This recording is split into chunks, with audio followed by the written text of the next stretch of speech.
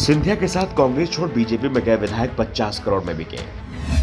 BJP नेता ने high court में खोल दी अपनी ही पार्टी की पोल।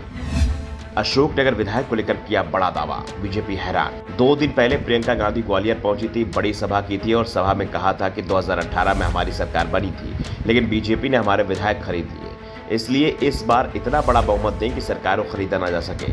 प्रियंका ने सीधे सीधे कह दिया कि विधायकों को खरीदा गया था, उनकी वफादारी की कीमत लगाई गई थी। बीजेपी ने विधायक खरीदकर कांग्रेस की सरकार गिरा दी, लेकिन यह कीमत क्या थी, इसे लेकर मध्य प्रदेश हाईकोर्ट की ग्वालियर खंडपीठ में बड़ा खुलासा हुआ है। वैसे विधायक का सौदा कितने में हुआ, इसे लेकर पहले से ही मध्य प्रदेश में कई तरह की चर्चाएं चल रही हैं, लेकिन इस बार जो खुलासा हुआ है वो बीजेपी के नेता ने ही किया है। बीजेपी नेता ने दावा किया कि सौदा 20 या 25 करोड़ का नहीं बल्कि 50 करोड़ का था और अशोकनगर सीट से 2018 में कांग्रेस की टिकट पर चुनाव जीतने वाले जजपाल सिंह जज्जी ने 50 करोड़ रुपए लेकर कांग्रेस से इस्तीफा दिया था और बीजेपी में शामिल हो गए थे। यह दावा अशोकनगर में 2 बार पार्षद रह चुके बीजेपी नेता रोशन यादव ने हाईकोर्ट की ग्वालियर खंडपीठ पर अपने बयान के दौरान कही। यादव बीजेपी के ही नेता और सबसे बड़ी बात, जिस याचिका पर उन्होंने गवाही दी थी वो भी बीजेपी नेता ने ही लगाई थी। दावा बीजेपी नेता की ओर से किया गया है, जिस कारण से पार्टी को भी जवाब देते नहीं बन रहा है।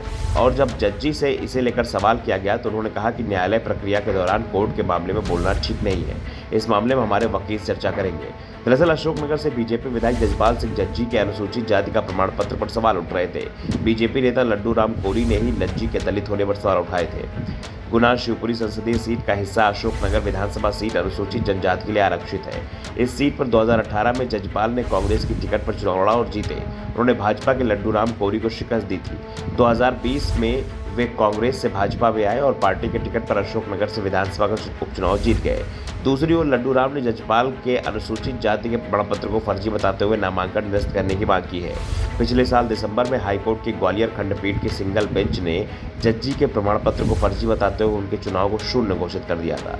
जज्जी ने इसे डिवीजन बेंच में चुनौती दी थी। हाईकोर्ट की 2 सदस्यों वाली बेंच ने 3 दिन बाद ही सिंगल बेंच के आदेश पर रोक लगा दी, जिस कारण से जज्जी की विधानसभा संस्था बच गई।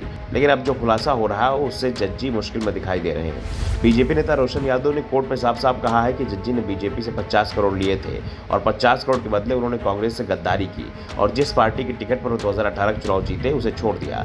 हालांकि रोशन यादव ने यह भी कहा है कि उन्होंने ये बातें सुनी है, उनके पास इसके कोई पुख्ता प्रमाण मौजूद नहीं है। वैसे विधायकों की खरीद फरोख्त को लेकर कांग्रेस सांसद दिग्विजय सिंह ने 3 साल पहले दावा किया था कि बीजेपी ने एक विधायक को 25-25 करोड़ में खरीदा है और दिग्विजय सिंह के इस बयान पर नेता प्रतिपक्ष डॉक्टर गोविंद सिंह ने यह कहते हुए मुहर लगा दी थी कि 4-5 विधायकों में उनकी बात भी हुई है जो कांग्रेस छोड़कर बीजेपी में गए थे। वो वापसी की बात कर रहे हैं और उन्होंने बताया कि 25 करोड़ की हुई थी। किसी को 10 करोड़ ही मिला तो किसी को 12, किसी को 15, कुछ लोगों को 20 करोड़ तक मिला है, लेकिन 25 करोड़ किसी को नहीं मिला। लेकिन अब कहा जा रहा है कि कुछ लोगों को 50 करोड़ तक मिला है। दरअसल 2018 में मध्य प्रदेश में कांग्रेस सरकार बनी थी, लेकिन सिंधिया की बगावत के चलते कांग्रेस की कमलनाथ सरकार अल्पमत में आ गई थी, क्योंकि कांग्रेस के 22 विधायकों ने इस्तीफा दे दिया था, जिसके बाद मार्च 2020 में फिर से बीजेपी की सरकार बन गई। Bureau report, the Dhakad news.